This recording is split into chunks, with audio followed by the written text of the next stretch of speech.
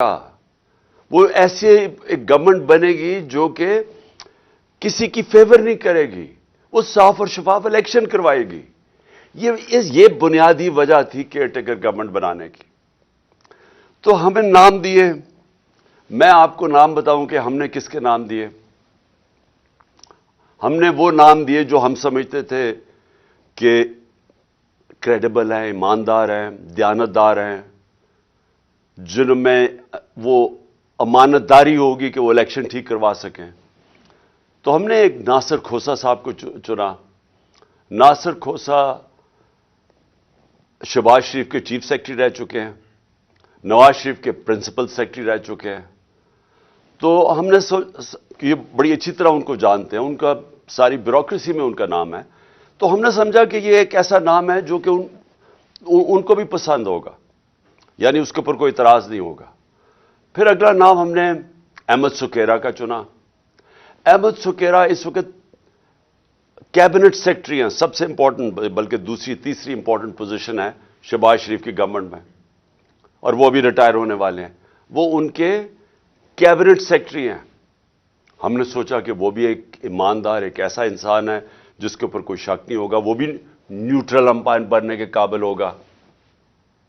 اور پھر ہم نے ایک اور چنا، جو میں تو ان کو جانتا نہیں، لیکن میں آپ ان کو نام بتا دوں کہ ہم نے یہ بھی ان کے چیف سیکرٹری رہ چکے ہیں، نوید چیمہ، نوید اکرم چیمہ ان کے شہباز شریف کے چیف سیکرٹری رہ چکے ہیں۔ تو ہم نے اپنی طرف سے بڑی دیانتداری سے ایسے نام چنے جو ہم سمجھتے تھے کہ ان کو بھی ایکسیپٹیبل ہوں گے۔ ان سب کو مسترد کر دیا۔ جس آدمی کا نام لیا وہ ہے محسن نقوی۔ اب میں محسن نقوی کے آنے سے پہلے میں آپ کو بتاؤں پختونخوا میں کیا ہوا۔ ہمیں جے یو آئی نے نام دیا اعظم خان۔ اعظم خان ایک بہت ریسپیکٹیبل انسان ہے پختونخوا کے اندر۔ آپ کو پتا ہمارے جے یو آئی کے ساتھ بڑے اختلافات ہیں، لیکن کیونکہ انہوں نے ہماری پارٹی 2/3 اکثریت لے کے بیٹھی ہوئی ہے، کے پی میں بیٹھی ہوئی تھی، لیکن کیونکہ انہوں نے ایک صحیح نام دیا ہم نے تسلیم کر لیا، اور وہ آج وہاں کے کیئر ٹیکر چیف منسٹر بن گئے۔ لیکن یہاں دیکھیں کیا ہوتا ہے۔ محسن نقوی جن کو انہوں نے اور الیکشن کمیشن نے منتخب کیا ہے، میں سب سے پہلے تو الیکشن کمیشن، میں یہ آپ سب کے سامنے پہلے کہہ چکا ہوں، میں پھر کہنا چاہتا ہوں، میں نے اتنی بددیانت دار الیکشن کمیشن اپنی زندگی میں نہیں دیکھی۔ میں نے ایسی الیکشن کمیشن دیکھی نہیں جو اتنی بے شرمی سے تحریک انصاف کے خلاف ہر فیصلہ ان کا ہمارے خلاف آتا ہے۔ ہر باری ہم عدالت میں جاتے ہیں، یہ ہمارے خلاف فیصلہ کرتے ہیں، ہم عدالت میں جاتے ہیں اور عدالتیں ان کے فیصلے کو اوورٹرن کرتی ہے، کہ کہنے کا مطلب کہ انہوں نے غلط فیصلہ کیا ہمارے خلاف۔ یہ 8 یا 9 دفعہ ہو چکا ہے۔ اس کے علاوہ انہوں نے جو توشہ خانہ کا کیس کیا ہے، جو انہوں نے فورن فنڈنگ کیس یہ ہے کہ انہوں نے جو اناؤنسمنٹ کی کہ کیا فورن فنڈنگ تھی، وہ اس کو چینج بھی کیا، پروہیبٹڈ فنڈنگ۔ اس کے بعد وہ اناؤنس کر کے جو پبلک ریلیز کی، اس کے بعد ایک پیراگراف ایڈ کر دیا جس کا کوئی تعلق ہی نہیں ہے اس سے کہ جی عمران خان نے کوئی فنڈنگ میں غلطی کی ہے۔ یہ سارے عدالت میں کیسز ہیں، اور وہ جو توشہ خانہ کا کیس ہے وہ اتنا بڑا مذاق ہے، اور اس کا سب سے بڑا مذاق اس طرح اڑا کہ لاہور ہائی کورٹ نے جب کہا کہ ہم ساروں کے جتنے بھی پیچھے پرائم منسٹر رہ چکے ہیں، ہمیں ان کی ڈیٹیلز دیں ان کے توشہ خانہ کی، کہ کیا کیا ان کو کس قسم کے ان کو گفٹس ملی۔ تو یہ گورنمنٹ جس نے میری ساری انفارمیشن دی تھی توشہ خانہ کی، وہ ادھر جا کے کہتی ہے وہی گورنمنٹ لاہور ہائی کورٹ میں کہ جی یہ سیکرٹ ہے، یہ ہم بتا نہیں سکتے، ہم باقیوں کے کیسز نہیں بتا سکتے کہ باقیوں کو توشہ خانہ میں کیا ملا۔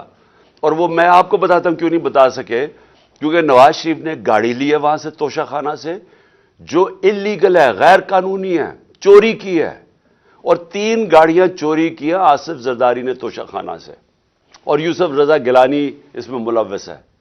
تو اس لیے وہ کہتے جی ہم باقیوں کا نہیں بتا سکتے۔ تو صرف عمران خان کے لیے سیکرٹ نہیں ہے، باقیوں سب کے لیے سیکرٹ. تو میں صرف بتانا چاہتا ہوں کہ یہ الیکشن کمیشن جس طرح کی اس کی حرکتیں ہیں اس ملک میں, ہم نے کبھی ایسی الیکشن کمیشن نہیں دیکھی. ابھی کراچی کا جو الیکشن کروایا ہے, شرم آنی چاہیے کہ آپ نے اس کو الیکشن بھی کہتے ہیں. ہمارا ڈسکا میں الیکشن ہوا 22 سیٹوں کے اوپر, صرف 22 پولنگ سٹیشنز کے اوپر. ریٹرننگ آفیسر نے اس کے اوپر کوئی آبجیکشن کی کہ ان پہ پھر پولنگ ہونی چاہیے. اس نے سارا الیکشن کھول دیا جو تقریباً 400 پولنگ سٹیشنز کا تھا. تو یہ اس کی ہسٹری ہے. اب یہ ذرا میں آپ کو محسن نقوی کا بتانا چاہتا ہوں یہ آدمی کون ہے. سب سے پہلے جو رجیم چینج ہمارے خلاف ہوئی, جب یہ پوری سازش ہو رہی تھی, تو ہمارے پاس تب گورنمنٹ میں تھا, تو مجھے آئی بی کی باقاعدہ رپورٹس آتی تھی کہ جو سب سے ایک آدمی نے سب سے زیادہ کوشش کی ہماری حکومت گرانے کی, اس کا نام محسن نقوی تھا. یہ بھاگا پھر رہا تھا ساری جگہ, کبھی نواز شریف کو پیغام لے کے جا رہا ہے زرداری کا, تو کبھی زرداری کے ساتھ مل کے سندھ ہاؤس کے اندر بیٹھا ہوا ہے, لوگوں کی حرام کے پیسے سے لوگوں کو خرید رہا ہے. یہ سب پیش تھا. ہر جگہ محسن نقوی کا نام آتا تھا کہ اس نے سب سے زیادہ کوشش کی اس کانسپریسی کو کامیاب کرنے کے لیے. اور یہ وہ ایکس آرمی چیف کو بھی ملتا تھا, جس کی اصل تو ماسٹر مائنڈ وہ تھا. لیکن جتنے بھی پلیئرز اس کے ارد گرد تھے, اس میں ایک پلیئر جس کا سب سے زیادہ نام آتا تھا, اس کا نام محسن نقوی تھا. تو یہ اس نے جس کو زرداری کہتا تھا یہ میرا بیٹا ہے, یعنی زرداری نے اس کو اپنا بیٹا بنایا ہوا تھا. اب یہ سوچ لیں کہ اس کا کیریکٹر کیا ہوگا کہ زرداری جیسا آدمی جو انٹرنیشنلی ساری دنیا زرداری کو جانتی ہے کہ کرپٹ ترین آدمی ہے, اس کے اوپر کتابوں کے اندر انٹرنیشنلی کتابوں میں زرداری کا چوری کا ذکر ہے. آج سے 30-35 سال پہلے اس کو مسٹر 10% باہر کی دنیا میں کہنا شروع ہوا, اس کا نام رکھا گیا. اس کے اوپر مضمون نکلے ہوئے ہیں اخباروں کے اندر اس کی چوری کے اوپر. اس زرداری جس کو اصل میں نیب میں جیل میں ڈالنا چاہیے تھا, اور جیل میں گیا اور بچایا گیا, ہمیں سب کو پتا ہے کہ NRO 2 کی وجہ سے جو جنرل باجوہ نے دیا سب بچ گئے. وہ زرداری اس کو اپنا بیٹا سمجھتا ہے, اور وہ جو بیٹا ہے اس کی کیا اخلاقیات ہوں گی آپ کو پتا ہونا چاہیے کہ 2008 میں اس نے 35 لاکھ روپیہ نیب کو واپس کیا تھا, تسلیم کیا تھا کہ میں نے چوری کی ہے, اس لیے میں 35 لاکھ روپیہ آپ کو نیب کو واپس کر رہا ہوں. یہ وہ آدمی ہے, نہ اس کے اندر وہ اخلاقی معیار ہے, نہ اس کے اندر وہ غیر جانبدارانہ صلاحیت ہے جو کہ ایک کیئر ٹیکر میں آنا چاہیے. اور اس کے بعد اگر کسی کو کوئی شک ہے کہ یہ تحریک انصاف کا بدترین دشمن ہے, اس کی جو چینل 24 کبھی اٹھا کے دیکھ لیں, اس میں مسلسل تحریک انصاف کے خلاف پروپیگنڈا چلتا رہتا ہے.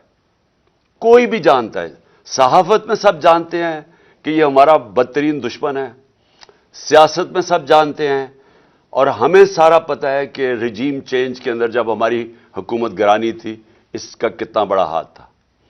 اب اس آدمی کو اگر انہوں نے بنایا ہے اس پنجاب کا کیئر ٹیکر چیف منسٹر, تو اس کا کیا مطلب ہے؟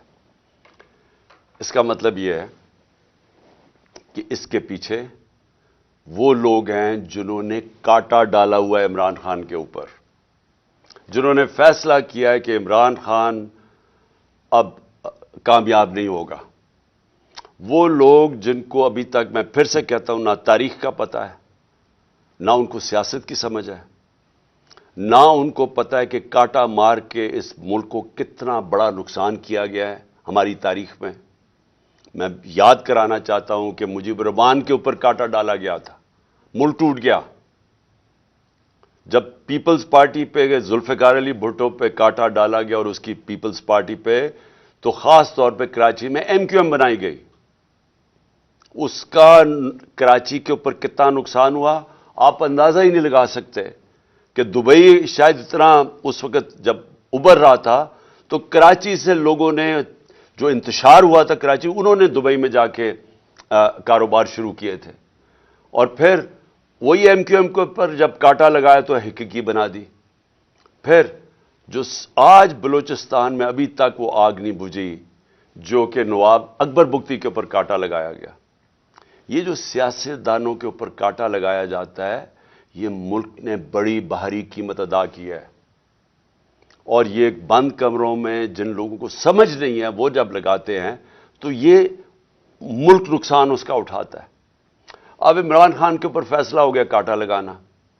کاٹا لگانے کا یہ سامنے اب آ گیا محسن نقوی. محسن نقوی نے اب کرنا کیا ہے یہ میں ابھی آپ کے سامنے پیشن گوئی کر رہا ہوں کیونکہ یہ اتنے بیوقوف لوگ ہیں جو یہ کرتے ہیں کہ ان کو یہ نہیں پتا کہ ساروں کو ان کے پلان کا پتہ چل جاتا ہے پہلے سے کہ یہ کیا کرنے جا رہے ہیں. یہ کیا کرنے جا رہے ہیں یہ پہلے یہ اب آ گیا محسن نقوی. یہ اب وہ سارے وہ لوگوں کو لے کے آئے گا پولیس والوں کو اور بیوروکریٹس کو جو ہمارے سخت مخالف ہیں. جن لوگوں کو یہاں پاور دی جائے گی بیوروکریسی میں اور پولیس میں جن کا ون پوائنٹ ایجنڈا ہوگا کہ تحریک انصاف کو اب کیسے دبا رہا ہے. سارا پولنگ سٹیشن الیکشن کا سٹاف ہوگا وہ چن چن کے لگایا جائے گا کہ دھاندلی کیسے دھاندلی کر کے تحریک انصاف کو ہرانا ہے. ان کو خوف آیا ہوا ہے. پتہ ہے ان کو کہ اس وقت تحریک انصاف کی مقبولیت پاکستان میں کیا ہے اور ان کو پتہ ہے کہ یہ الیکشن کے ذریعے اب ہمیں ہرا نہیں سکتے اس لیے الیکشن کروانا نہیں چاہتے. الیکشن کو ڈیلے کرتے رہیں گے اور کوشش ان کی اب تک یہی رہی ہے کہ کسی نہ کسی طرح اس کو ڈیلے کریں. لیکن اگر جب بھی الیکشن ہوگا تو انہوں نے جب سارے امپائر بھی اپنے ہوں گے سٹاف بھی اپنا ہوگا ہر چیز الیکشن کمیشن تو پہلے ان کی ہے تو جب یہ پورا جب تک جیت نہیں سکیں گے یہ الیکشن نہیں ہونے دیں گے. اور کیسز ہوں گے عمران خان کو ڈسکوالیفائی کرو اس کو جیل میں ڈالو پی ٹی آئی کے لوگوں کو جو لیڈرز ہیں ان کے اوپر کیسز کرو ان کو الجھا دو ورکرز کو پکڑو اندر ڈالو ایف آئی آر کرو. یہ بالکل جو زرداری کا جو فارمولا سندھ کے اوپر جو کنٹرول کر کے بیٹھا ہوا ہے وہ ایسے ہی ہے. کوئی اس کی زرداری کی پبلک میں یہ ڈرتا ہے پبلک میں جاتے ہوئے. اس کی پیپلز پارٹی کی یہ مقبولیت ہے کہ سیلاب کے دنوں میں لوگوں کے سامنے نہیں نکل سکتے تھے اور ابھی بھی نہیں نکل سکتے. لیکن ان کا کام یہ ہے کہ پیسہ چلاؤ خوف ہراساں ایف آئی آر ونڈو سے لوگوں کو ڈراؤ اور پھر کھل کے دھاندلی کرو اور کوئی ان کو پوچھنے والا نہیں کیونکہ الیکشن کمیشنر ان کے اپنے لوگ بیٹھے ہوئے ہیں. تو یہ بھی اب کراچی کا جو جس طرح کا الیکشن کروایا گیا یہ ان کی کوشش ہے کہ یہ اب سب کچھ کنٹرول کر کے اپنا الیکشن کروائیں گے. میں ویسے آپ کو بتا دوں ہم نے پوری اپنی کوشش کی. ہم نے یہ کوشش کی کہ ہمارا ملک مشکل جب ہماری گورنمنٹ گرائی گئی تو ہم نے کوشش کی کہ ہم ہر طرح اپنے ملک میں انتشار نہ ہونے دیں. ہم نے آئین کے بیچ پہ رہ کے سب کچھ کیا. ہم نے آئین کے بیچ پہ رہ کے اپنی ساری جتنے جلسے جلوس کیے ہمارے کوئی 65 سے زیادہ جلسے میں نے کیے اور پاکستان کی تاریخ میں سب سے بڑے جلسے ہوئے. پرامن رہے کبھی اتنی بڑی پبلک نہیں نکلی لیکن ہم نے کسی قسم کا انتشار نہیں ہونے دیا. 2 دفعہ ہم نے مارچز کی لانگ مارچ. ایک دفعہ 25 مئی کو انہوں نے ہمارے اوپر شدید ظلم کیا اور ہمیں ہے کہ اب خوف ہے کہ ابھی وہی لوگوں کو جنہوں نے ظلم کیا تھا ان کو پھر واپس پنجاب میں لے کے آئیں گے. انہوں نے ہمارے پہ ظلم کیا انتشار کیا اور اگر میں 26 کی صبح کو لانگ مارچ نہ ختم کرتا تو ہم سب کو پتا تھا کہ خون خرابہ ہوگا. اس کی وجہ سے ہم پیچھے ہٹ گئے. پھر ہم 26 نومبر کو نکلے جب ہم پنڈی میں گئے لاکھوں لوگ تھے. اب صرف اور صرف یہ کرنا تھا کہ ہم اسلام آباد کی طرف نکل جاتے تو انتشار شروع ہو جانا تھا. گورنمنٹ سنبھال ہی نہیں سکتی تھی اتنی پبلک کو. لیکن ہم نے فیصلہ کیا کہ ہم صرف اپنے آئین اور قانون کے بیچ میں رہیں گے کوئی انتشار نہ پاکستان میں پھیلے. آئین اور قانون کے بیچ میں رہیں گے کوئی انتشار نہ پاکستان میں پھیلے.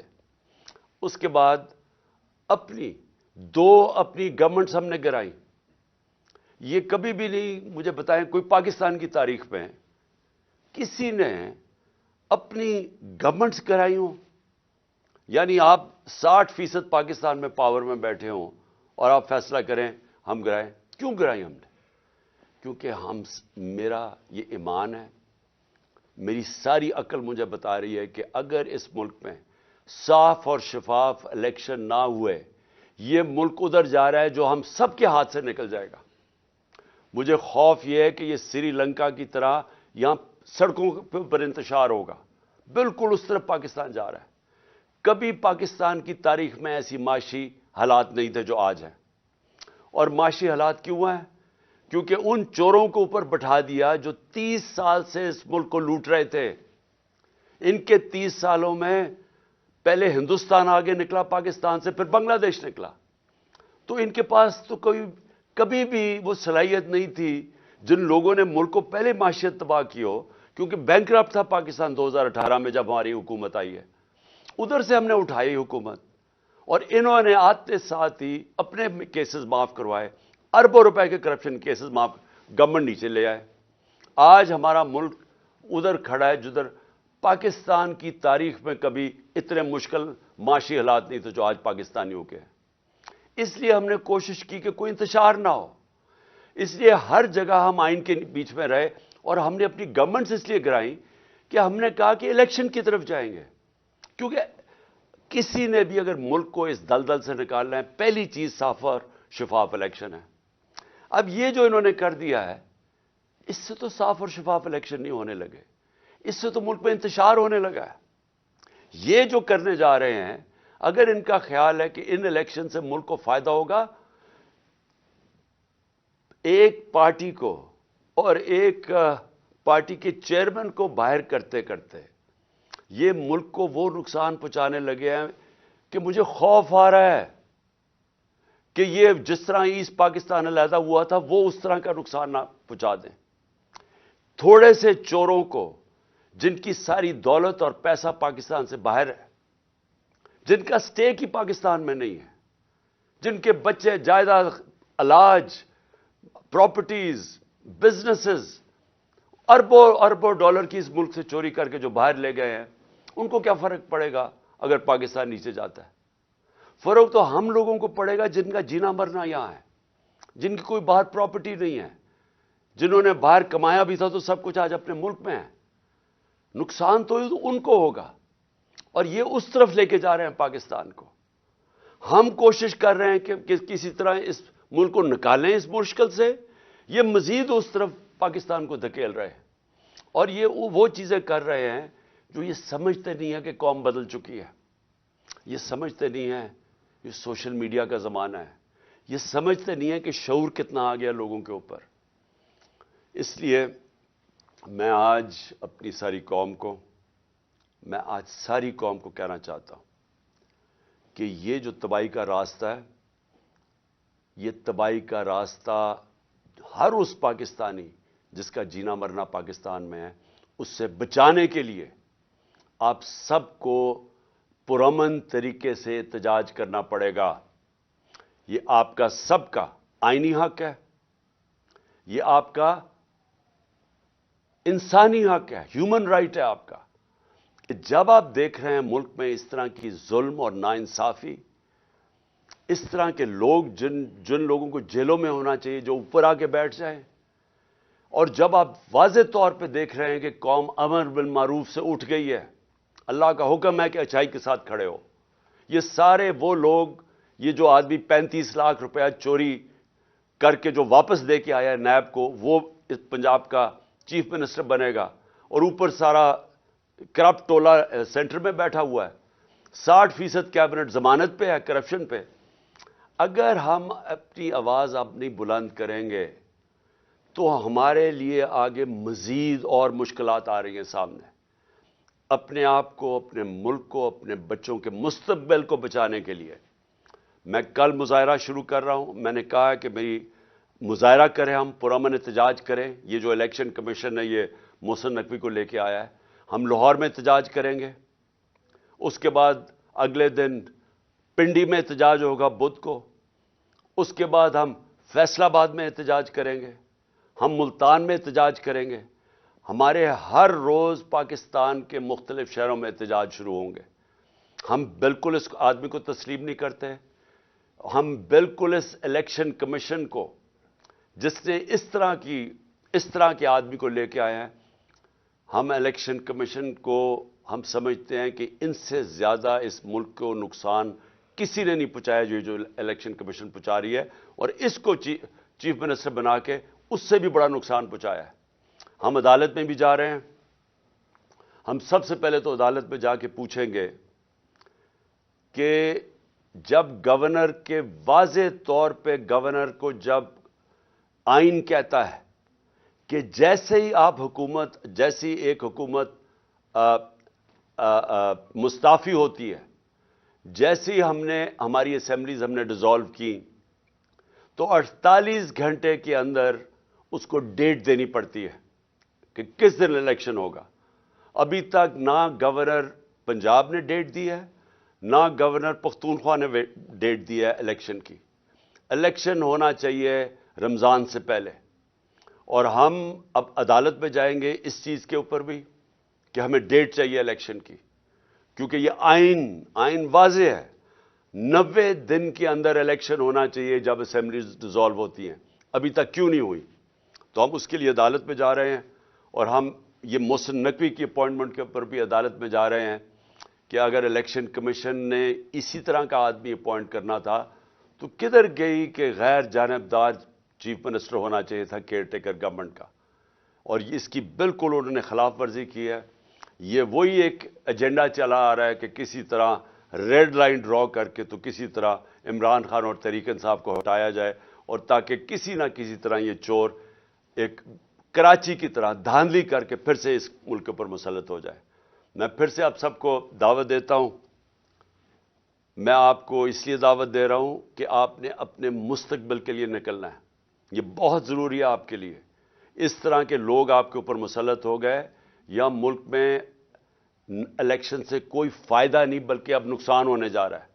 اور آپ کو نکلنا چاہیے اس لیے کہ اگر ہم یہ تسلیم کر جاتے ہیں، یہ ناانصافی، ہم ایک ایسے آدمی کو تسلیم کر جاتے ہیں جو ایجنڈا کے اوپر آیا ہوا ہے، جو آصف زرداری خود کہتا ہے میرا بیٹا ہے، یہ اس کا بیٹا، اور یہ پی ڈی ایم کے ساتھ مل کے جس نے ہماری حکومت سازش کر کے گرائی تھی، اگر یہ آ کے بیٹھ جاتا ہے اور ہم چپ کر کے تسلیم کر لیتے ہیں تو ہمارے میں اور بھیڑ بکریوں میں کوئی فرق نہیں ہوگا.